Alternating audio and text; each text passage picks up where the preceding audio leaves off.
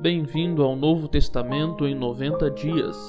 Leitura de hoje, Mateus 12 e 13. Mateus capítulo 12.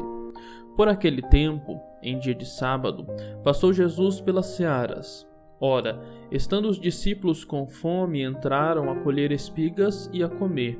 Os fariseus, porém, vendo isso, disseram-lhe: Eis que os teus discípulos fazem o que não é lícito fazer em dia de sábado. Mas Jesus lhe disse: Não lestes o que Davi fez quando ele e seus companheiros tiveram fome? Como entrou na casa de Deus e comeram os pães da proposição, os quais não lhes era lícito comer, nem a ele, nem aos que com ele estavam, mas exclusivamente os sacerdotes? Ou não lestes na lei que, aos sábados, os sacerdotes no templo violam o sábado e ficam sem culpa? Pois eu vos digo, aqui está quem é maior que o templo.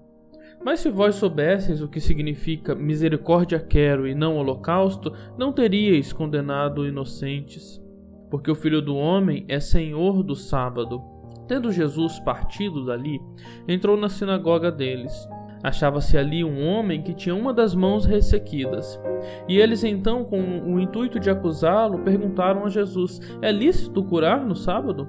Ao que lhes respondeu: Qual dentre vós será o homem que, tendo uma ovelha e num sábado esta cair numa cova, não fará todo esforço tirando-a dali? Ora, quanto mais vale um homem que uma ovelha? Logo é lícito nos sábados fazer o bem. Então disse ao homem: Estende a mão. Estendeu-a, e ela ficou sã como a outra. Retirando-se, porém, os fariseus conspiravam contra ele, sobre como lhe tirariam a vida. Mas Jesus, sabendo disto, afastou-se dali. Muitos o seguiram, e a todos ele curou, advertindo-lhes, porém, que o não expusessem à publicidade, para se cumprir o que foi dito por intermédio do profeta Isaías: Eis aqui o meu servo, que escolhi, o meu amado, a quem a minha alma se compraz. Farei repousar sobre ele o meu espírito, e ele anunciará juízos aos gentios. Não contenderá, nem gritará, nem alguém ouvirá nas praças a sua voz. Não esmagará a cana quebrada, nem apagará a torcida que fumega, até que faça vencedor o juízo. E no seu nome esperarão os gentios. Então lhe trouxeram um endemoniado, cego e mudo, e ele o curou, passando o mudo a falar e a ver. E toda a multidão se admirava e dizia: É este porventura o filho de Davi? Mas os fariseus, ouvindo isso, murmuravam: Este não expele demônios, senão pelo poder de Beelzebu, maioral dos demônios.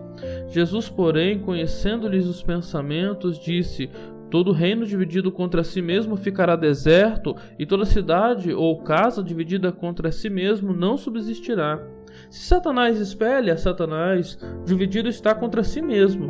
Como, pois, subsistirá o seu reino? E se eu expulso demônios por Beelzebu, por quem os expulsam vossos filhos? Por isso, eles mesmos serão os vossos juízes. Se, porém, eu expulso demônios pelo Espírito de Deus, certamente é chegado o reino de Deus sobre vós.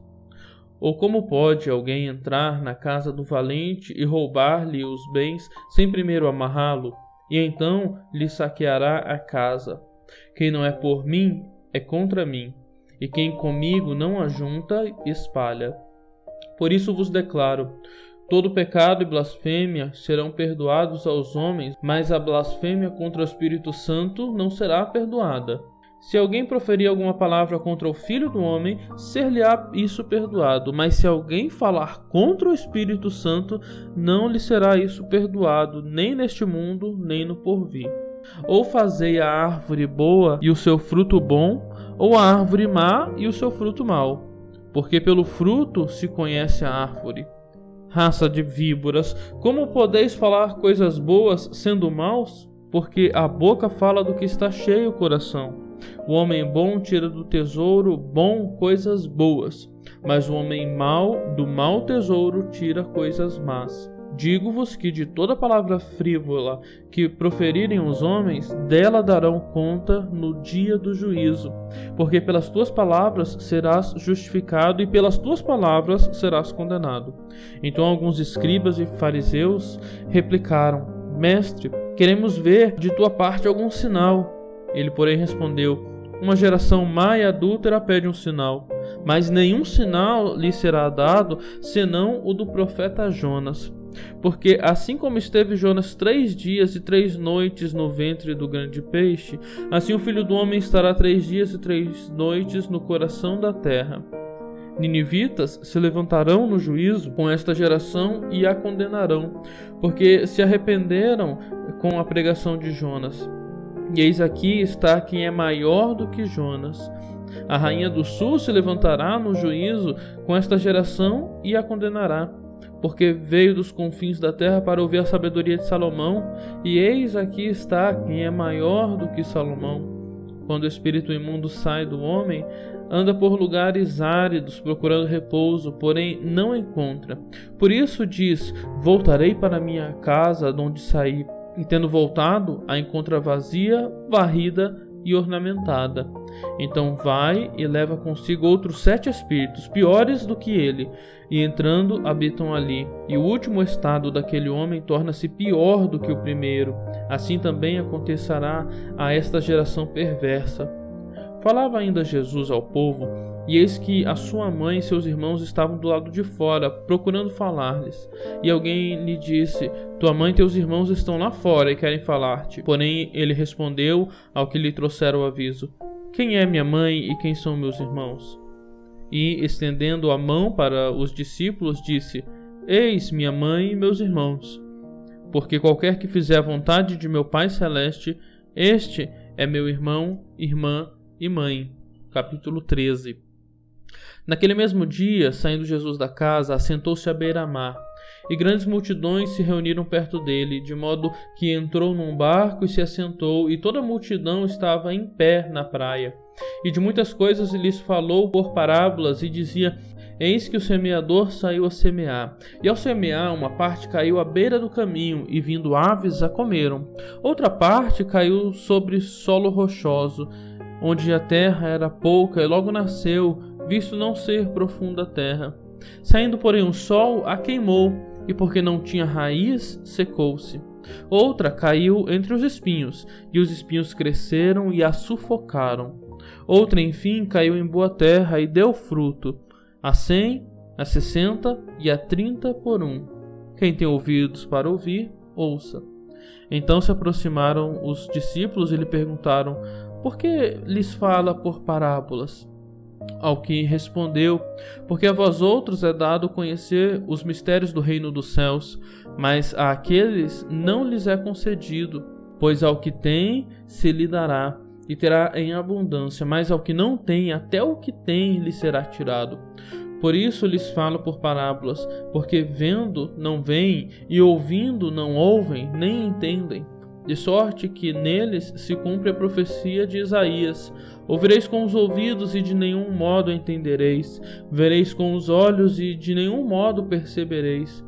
Porque o coração deste povo está endurecido, de mau grado ouviram com os ouvidos e fecharam os olhos, para não suceder que vejam com os olhos, ouçam com os ouvidos, entendam com o coração, se convertam e sejam por mim curados. Bem-aventurados, pois, os vossos olhos, porque veem, e os vossos ouvidos, porque ouvem.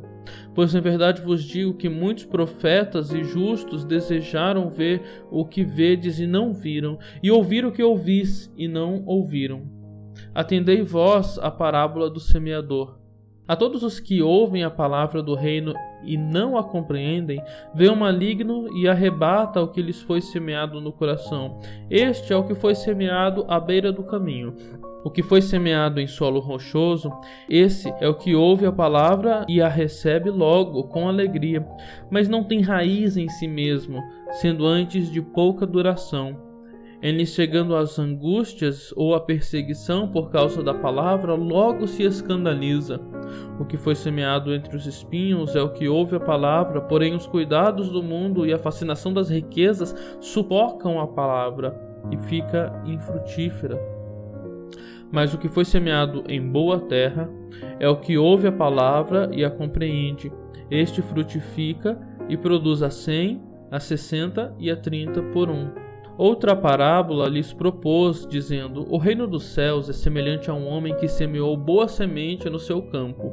Mas enquanto os homens dormiam, veio o inimigo dele, semeou o joio no meio do trigo e retirou-se.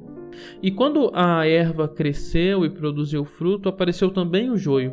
Então, vindo os servos do dono da casa, lhe disseram: Senhor, não semeaste boa semente no teu campo? De onde vem, pois, o joio? Ele, porém, lhes respondeu: Um inimigo fez isso. Mas os servos lhe perguntaram: Queres que vamos e arranquemos o joio? Não, replicou ele, para que, ao separar o joio, não arranqueis também com ele o trigo.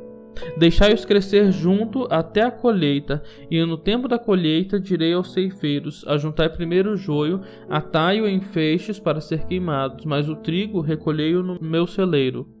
Outra parábola lhes propôs, dizendo: O reino dos céus é semelhante a um grão de mostarda que um homem tomou e plantou no seu campo, o qual é, na verdade, a menor de todas as sementes, e crescida é maior do que as hortaliças, e se faz árvore, de modo que as aves do céu vêm aninhar-se nos seus ramos.